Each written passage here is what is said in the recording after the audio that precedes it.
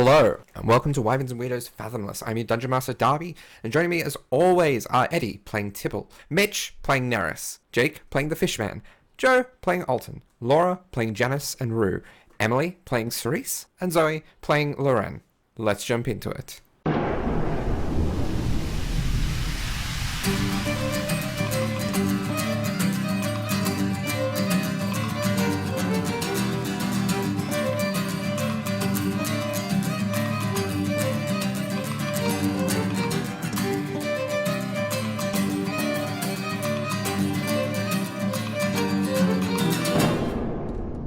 So, where we last left off, the crew of the Polaris, or at least the senior officers, were in battle with the Sin Seekers in the entrance hall of the heads of the Hydra headquarters in Uncathere. Thus far, one of the Hydra has been downed, wrought, and Silenon has teleported away somewhere. To where? We don't know. But collectively, the party isn't looking the greatest. Loren has been seemingly possessed by some animalistic instinct, almost like a siren of legend. Meanwhile, Cerise, Loren, and Damien, along with Ruse, Ballet, Ham, were infiltrating the Sin Seekers' ship.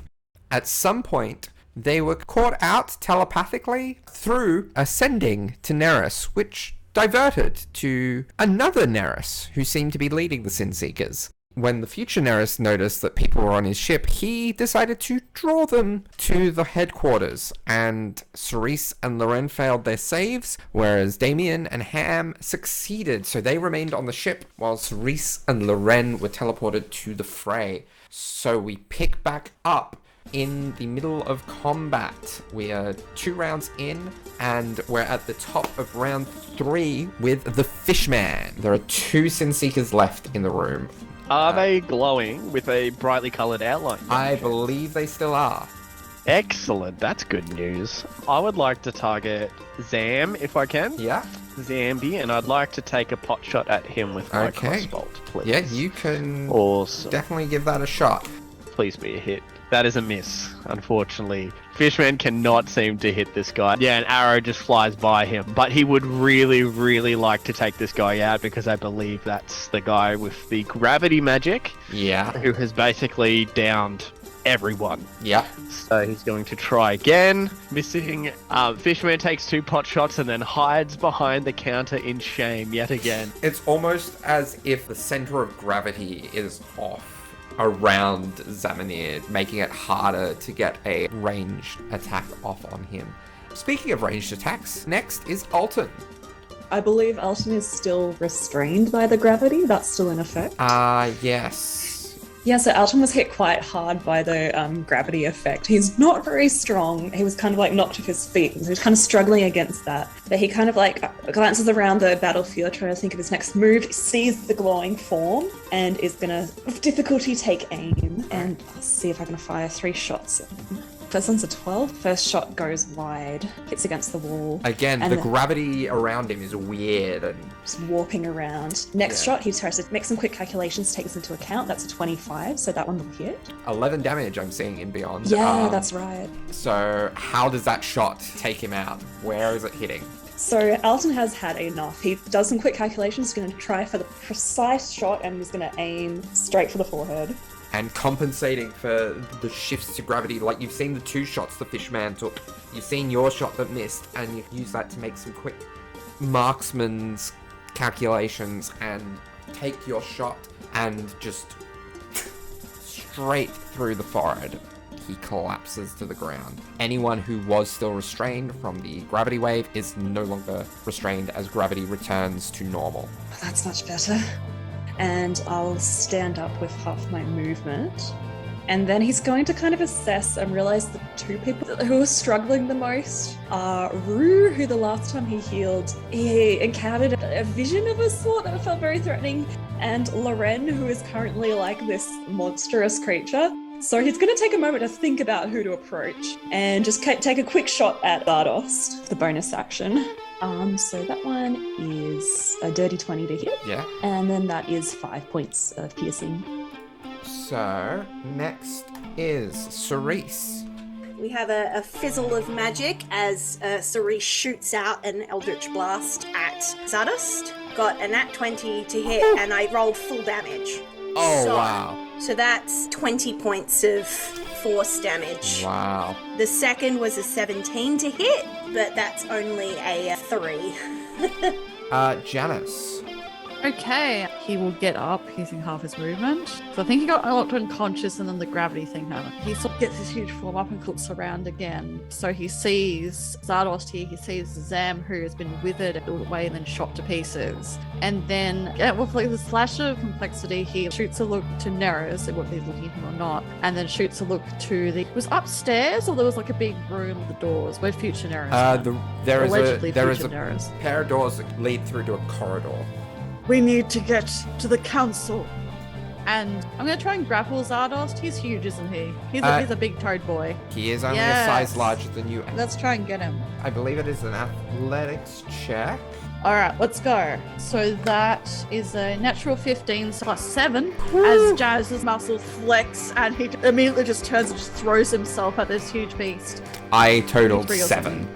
Okay, cool. So he fully manages to grab this horrid giant creature. Again, we need to get to them. And then there's the rapid crunching and shifting of bone as the armor splits and shifts and his long tail kind of elongates and he gets taller and goes into his hybrid form. Horrible lash, and then he's just going to bite on probably the junction of his arm. And that's a dirty 20 to hit. Yes, which I certainly believe hits. Yes. So that's 15 points of piercing damage as he sort of tries to rend this creature's arm from his socket. 𝗖𝗔𝗦𝗧 is looking shaky. And even though he is currently not raging, I believe, there's this rumble of lightning in the distance, which is probably enhanced considering the things that are happening with Loren, but that is the end of his move. Alright, speaking of Loren, it is Loren's go. So she gets freed from because I believe she failed the save. So she gets freed from this gravity pull, and everyone looking at her would see it is like a feral animal. She just flips onto her toes with one hand on the ground holding her staff. Teeth bared, her eyes are black except for the bright blue of her irises. And she's looking around, and Rue would recognize it as bird-like, almost this very avian flicking of the head as she looks around, these wings that look too weak to fly fluttering behind her.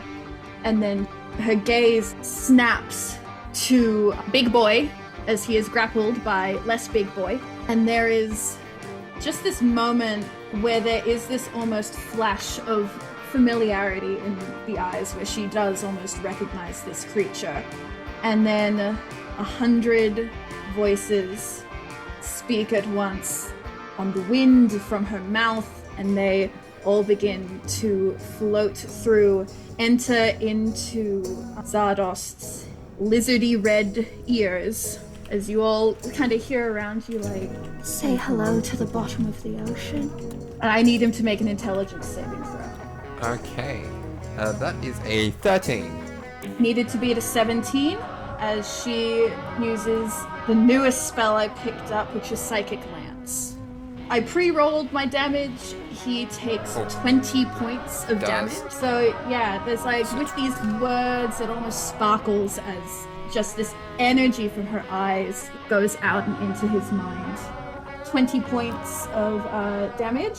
He is also now incapacitated until the start of my next turn. Okay. Nice. So that's everything that spell does. She just kind of takes up this defensive stance and just keeps looking at 𝗖𝗔𝗦𝗧, but there is that fidgetiness. You don't know who is actually next. Yeah. So next is Tibble. So Tibble's gonna action search. Okay. I know that much. I'm getting that out of the way first. But before anything else, he looks to 𝗖𝗓𝗧. So you've seen 𝗖𝗓𝗧 get overstimulated with information before. And there is that flicker in 𝗖𝗓𝗧's eyes that happens all the time, where he's constantly looking at everything, every future, every present, everything that is happening. That is not 𝗖𝗓𝗧 right now. So you have no idea what he's thinking, but looking at him as you see Neris just staring down at this prone figure as he says something slowly and calmly just to this individual before their head just explodes from a bullet fired from Alton's gun. And there's no shock or surprise in Neris's face as that happens, like he knew that it was going to happen. And Neris just slowly looks up at Janice, gives a nod, and that's where we're at. It's very difficult to figure out what's going on in Neris's head, only that it's everything and nothing at the same time. Oddly enough, that affirms exactly what Tibble was going to do. So the first thing he does is he turns and points his sword to 𝗖𝗔𝗦𝗧, and he's going to use one of his actions to use one of the charges in the sword to cast Guiding Bolt. Yeah, cool. So that hits. It's a 20 for the record. So, I love my dice today. 18 points of damage as he turns, and he doesn't even really regard 𝗖𝗔𝗦𝗧. Where Janice is holding him, he locks eyes with Janice and he says, "Make sure they're safe." And then he turns and sprints into the room where Neris was. The other Neris. So you're running down the corridor. You can probably see the door closing, basically. Next, 𝗖𝗔𝗦𝗧 goes. There's gonna be a little bit of healing that occurs on his turn.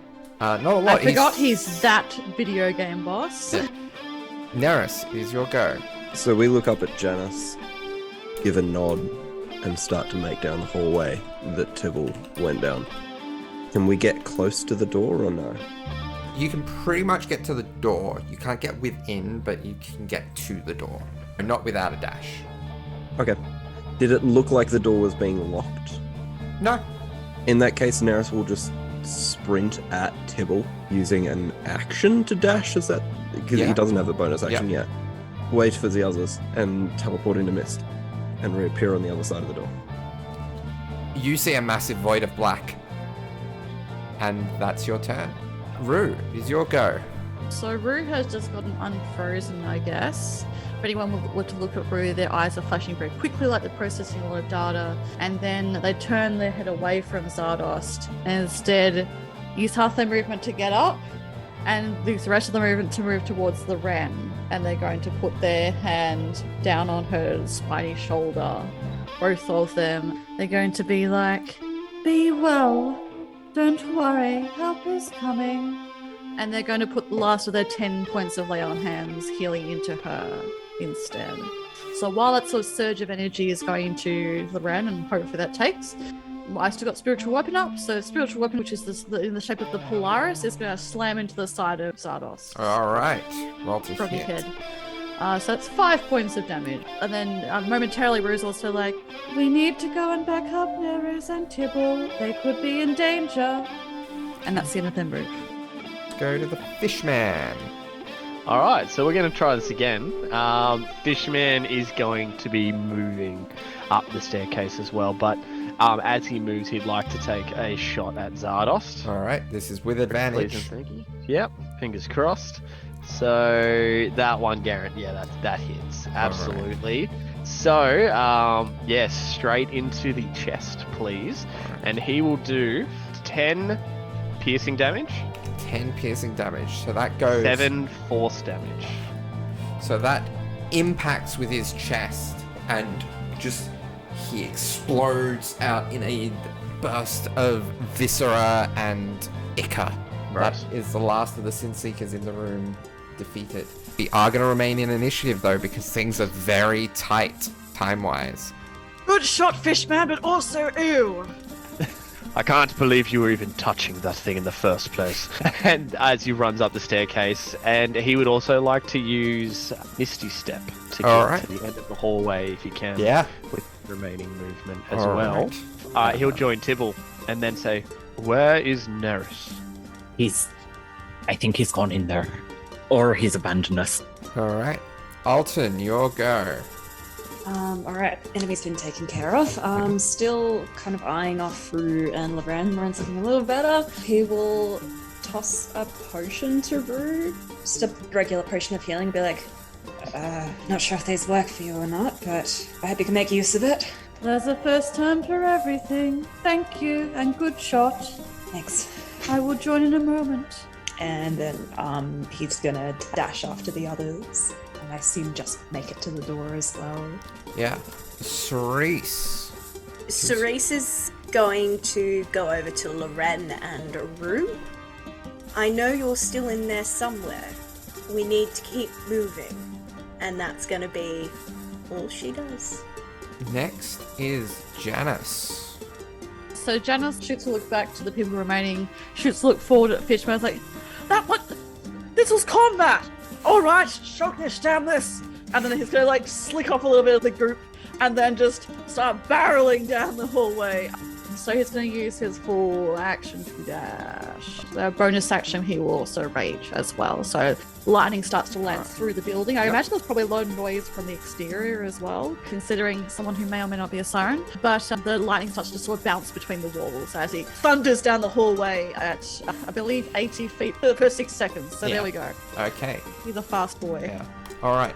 Next is Loren. Cool. Let me just go to my saves for a second. So Cerise says this to Loren, and there is that little twitch to the side as she looks at her. And for a moment, in between blinks, her eyes are white. Captain. And then she blinks and they're black. Captain. Thunderbolt. Thunder. And all these voices, you would all hear this, even down the hallway. And then you just hear, who? Captain who? Who? And it gets louder and louder and louder, this building crescendo. And none of this is coming out of Loren's mouth. She is just looking at Cerise. And then suddenly it snaps back. And she goes, Next. and she brings down a lightning lure right on top of you. Yeah, I need you to make a strength save, please. 10. You take 9 points of damage. And you are also... How close did you get to Loren? She's probably within 10 feet.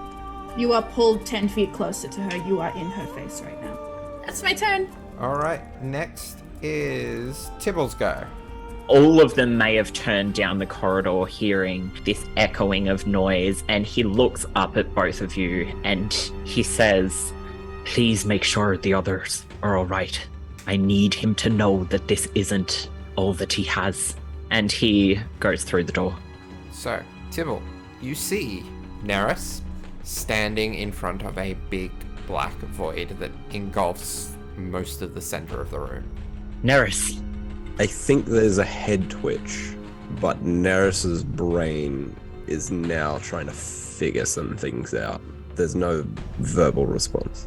Tibble goes up to his Neris and, very aware of the lack of response, he stands next to him, looking into this void. "I know things have been hard, son, and I know that this seems like the end of things. But I know I'm not going to let you walk into this alone. And no matter which Neris walks out of this, I love him." And he is going to... Is it possible for him to hold his action to move into the darkness if/when Neris does? Yeah, I'll allow that. Next is Neris. So Neris teleports into this room, sees nothing but the void in front of him, and he can't see anything behind him, can he? He is engulfed in this blackness. No, you are outside of the darkness. You see that there is darkness. Behind you is, the door and a bit of space. Perfect. Okay. Neris doesn't do anything as far as Tibble is aware. Neris is going to look up into this void and kind of cock his head a little bit. And maybe his left hand twitches a little bit, and maybe his right hand sort of closes a little bit around his component's pouch. But there's a spell that's cast. Very simple spell, and I don't know how this is going to work. I would like Neris to try and cast message to himself. You can do that. I know the area that I believe this creature to be in. Yes. But So that's all I'm going with. yeah. What we'll do is roll me a d20. On an 11 or higher, the message gets through. That's a 13. 13. Okay, so what message do you send to your future self? Do you achieve what I set out to achieve? Are you at the height of where I wish to be? Show me your true self. And you get a response. The answer to that is complicated. Ruse go. Okay, so Rook looks back at Loren, who has immediately now attacked Cerise. We need to go. What is going on here? Cerise! And then bonus action, Rue's going to cast Shield of Faith on Cerise. So that's +2 to AC. And then for Rue's action... Oh, well, I'll give it a try. Rue's going to try and grab Loren. So we've done this before in this episode, so we'll just with a different character. Rue's not as athletic as Mr. Muscles, so that's a 10. Where's my everything? I'll do athletics. What was yours? 10. Also 10. On a tie, things remain the same. You do not manage to grapple. So Ruth reaches out and tries to grab her and tries to pull her back, but I assume she would move out of the way, or her sheer force would be strong enough to slide out, or she's just slippery. Because I use the acrobat athletics, so I think it's more that you're just not used to seeing Loren move this way, and she's moving in ways you wouldn't expect. Now, And one of the wings just swings up and hits you. now, strictly speaking, you can reattempt it because you do have multi-attack. Rue will come try on, it one please. more time for 6. That's a nat fucking 1. Alright, so the light in behind their eyes shuts out, and they just reach out and grab you in this point of the vortex. Stop! Others need help. And in the background of all of this, the spiritual weapon of the Polaris is sort of, because it doesn't have anything to do currently, just sort of the spectral image just rights itself after it hits the creature in the last round, and then it just seems to be like rocking on stormy waters. Top of a new round, and future Neris is going to have a turn. So, Neris and Tibble, you see the darkness drop. For you, Neris, much like in your vision, as a blight spell is causing Azun to wither away and collapse onto the ground, and Rosh is nowhere to be seen. Every other body is accounted for down on the ground. And bonus action, he's going to drink a potion, because that was part of the vision. That is the fishman's go. Reluctantly, especially after seeing that, but considering what they've said, kind of imagines that the situation has become quite dire downstairs. So quite reluctantly, he'll make his way back. Now, how long is this hallway, actually? It's around about 60 feet. He'd move 40 feet, please. That's his normal movement. And then he's going to point towards where he remembered the Loren being. Obviously, he can't see, but that's not necessary for this spell. And those around Loren, and Loren included, caught in the chaos of screaming and battle and just absolute chaos, just start to hear nothing as the room goes quiet. And to my knowledge, a silent spell should stop any noise from getting through, Darby.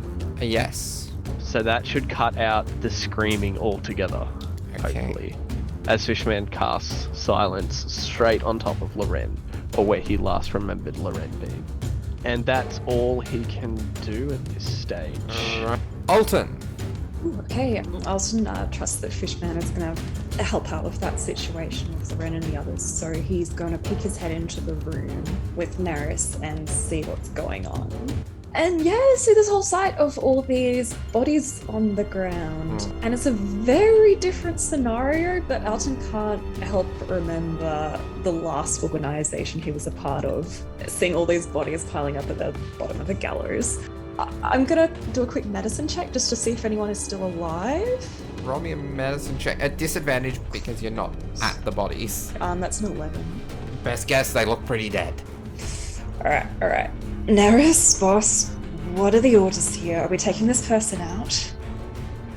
I do not think we can. Go to the others. And he's gonna look quite shocked at this one. But some of these people could still be alive, possibly, and I'm not leaving you two to take him on alone. Alton, this isn't your fight. You and the others deserve to be safe. Go. He's gonna look at Neris as well. I will also note that Chibble has not looked to Alton. He seems almost in a state of shock and is staring at the sight in front of him.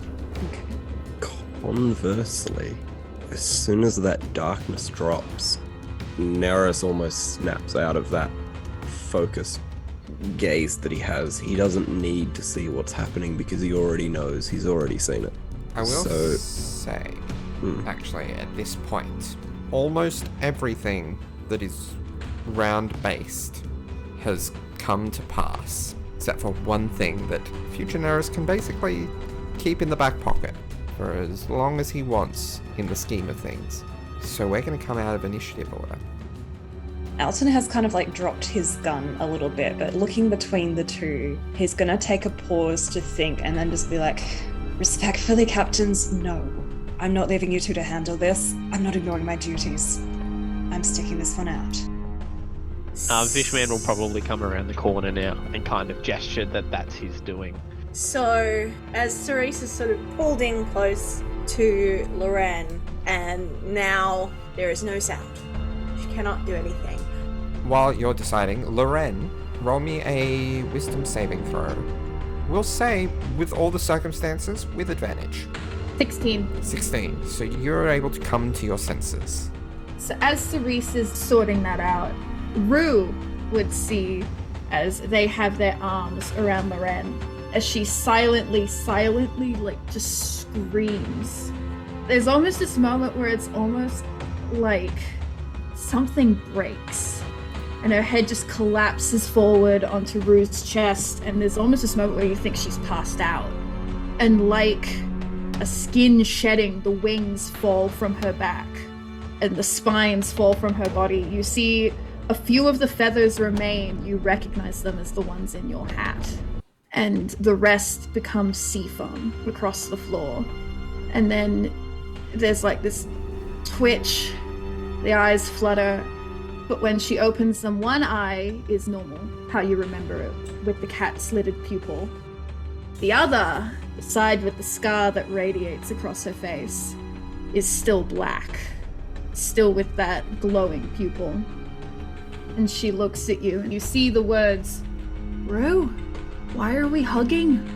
You don't know what Rue says, but the lights behind their eyes flipping on and off as if they're talking. They are sparking a lot of energy currently. Rue sweeps Loren up and is going to start running towards the doorway. The second that they get out of the silence patch, they're going to cast Expeditious Retreat to dash further down the hallway. You would probably be able to reach the doorway. And then Janice turns squarely towards the doorway, probably just as Alton is sort of like making his way in there. And he is going to, bonus action, shift back into his regular plain touched elven form. And he's going to storm in. And like, again, he's running. And he sort of just like freezes at a certain point as he sees two Nerises. And Fishman, what were you doing? He would have dropped silence with the noise of the world returning to those who were remaining in there. And then he'll probably rush to Cerise and just ask, "Is everything okay?" Cerise turns to Fishman, and as Fishman drops the silence, she goes, "Did your bird thing just kidnap my crew member?" Kidnap is probably not the word to use. And then she takes off down the corridor as fast as her legs can carry her, which isn't very fast. Fishman is going to glance at the bloody floor, covered in now sea foam as well, I believe. Yeah. And just double check that the people we fought are dead. Not like stab or anything. Okay. Are they breathing? Are they moving? Yeah. And if not, he will rush back. Okay. With most of you now in the room, one other on the way, future Neris is going to turn to you all and say, "Oh, Neris. Poor Neris. You really were too easy to lead astray, weren't you?" Can I get everyone to roll me a wisdom saving throw? Except for Fishman, because he is too far away.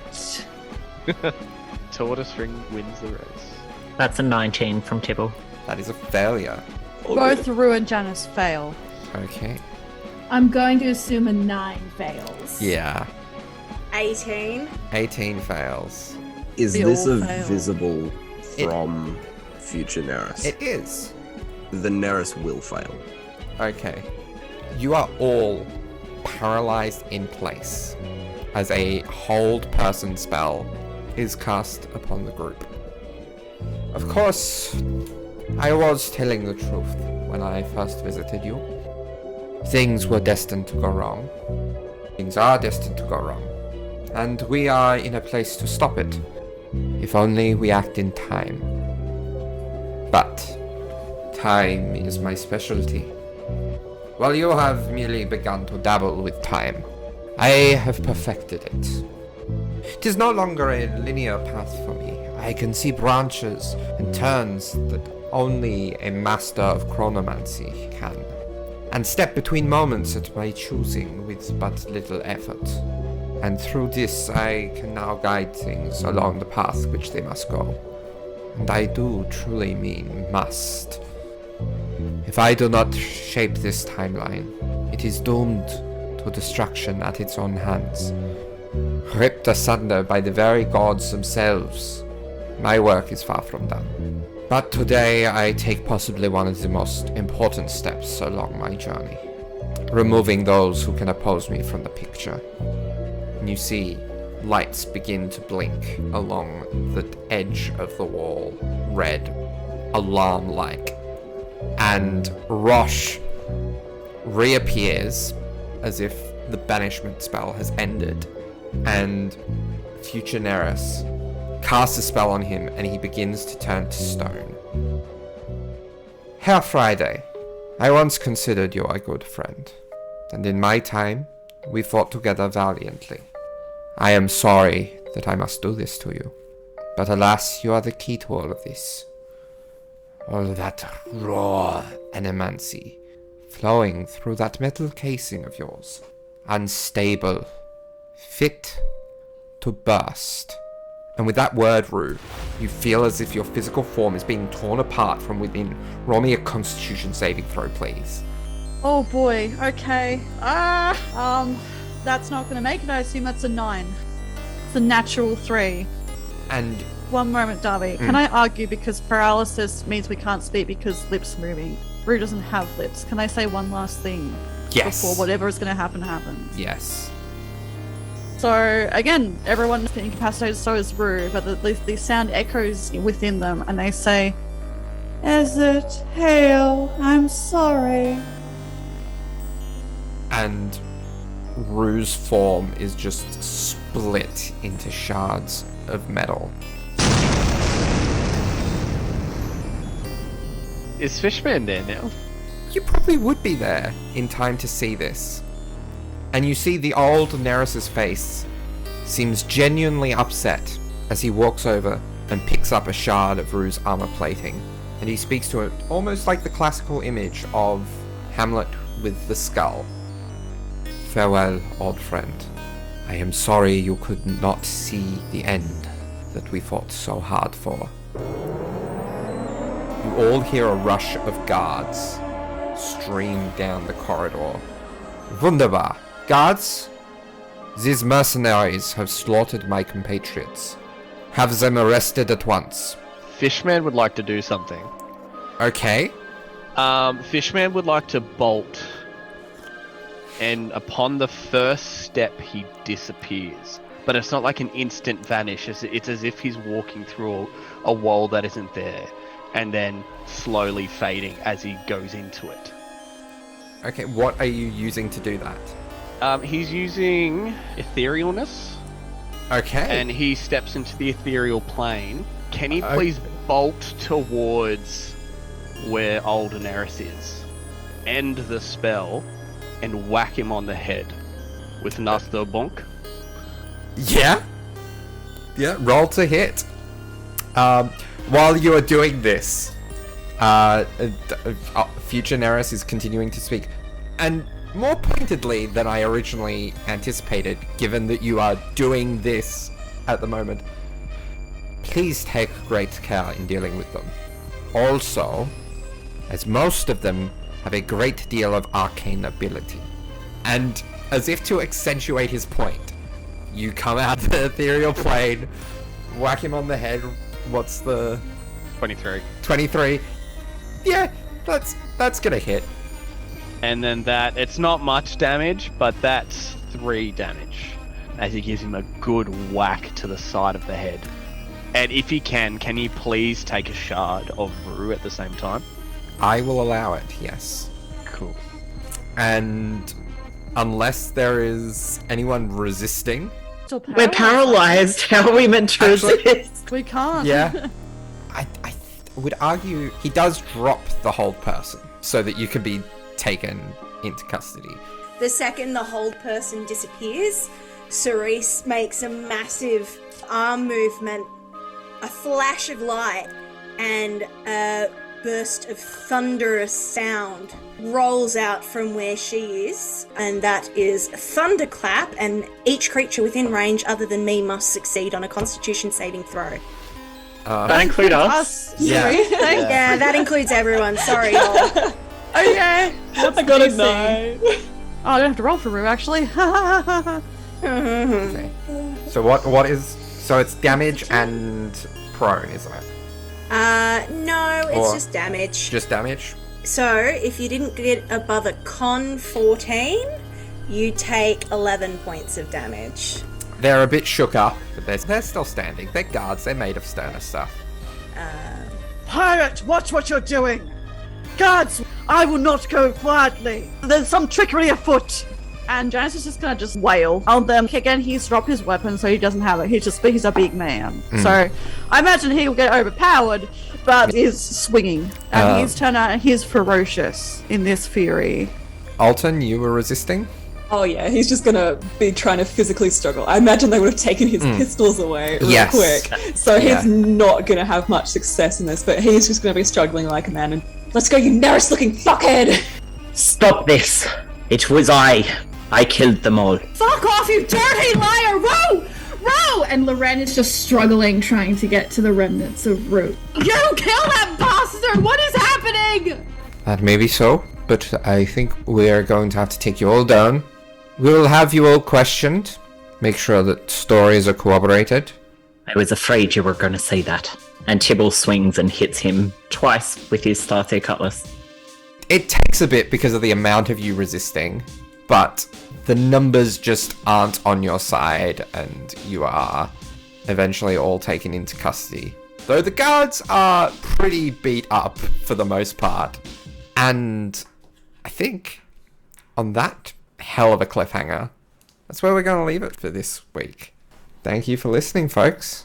Thank you for listening, everyone. Let us know what you thought. Let us know what your theories are. We'll see you next week. We'll see you next time. Please like and subscribe if you haven't already.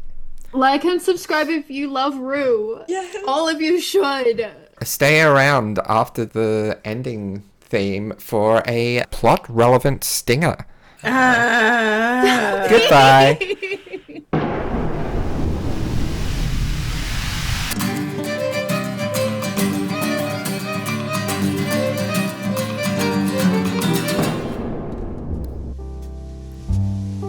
Damien. A translucent figure that you recognize as Neris, interim captain of the Polaris, though aged somewhat, appears before you. You know, usually I'd be more annoyed that someone took my ship. But you know what? Keep it. I have no need for it anymore, not now that my need for the Sin Seekers has concluded. Oh, sweetheart. Thanks for the gift, darling. I'm sure I'll see you around. I do have one condition, though. That beast, Ham, he should not remain on board. He is far too destructive. And he might eat something important. You don't want that. Look, darling, I think you and I both know that Rue Friday's something special. I'm not planning on getting them on my bad side. I'll get him home safe. Make sure he doesn't damage the ship, or you might not be able to live up to that. So, I'm pretty sure at one point Mitch was like, this is the worst way it could have gone. And when Janice got taken was, this is the worst way it could have gone. And now that Rue is dead, this was the worst thing that could have happened. Again, this was literally something that Rue kept mentioning, be like, hey, you guys don't want me for my power core, do you? And everyone's like, nah, you're cool. I'm not even going to ask what you are, it's fine.